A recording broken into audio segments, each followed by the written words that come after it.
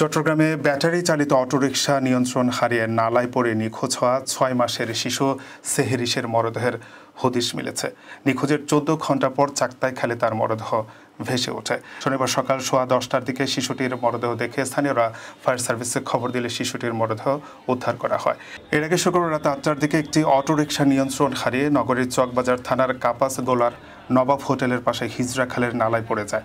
রিকশা আরোহী শিশুটির মা সালমা ও নানি আয়েশাকে উদ্ধার করা গেলেও নিখোঁজ ছিল শিশুটিকে উদ্ধারে শুক্রবার রাত থেকেই কাজ শুরু করে সিটি কর্পোরেশন, ফায়ার সার্ভিস ও নৌবাহিনীর ডুবুরি দল।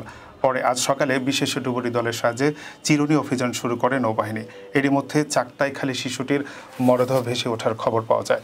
সেহরির ছিল শহীদ ও সালমা দম্পতির একমাত্র সন্তান। তার মৃত্যুতে পরিবারে নেমে এসেছে শোকের ছায়া।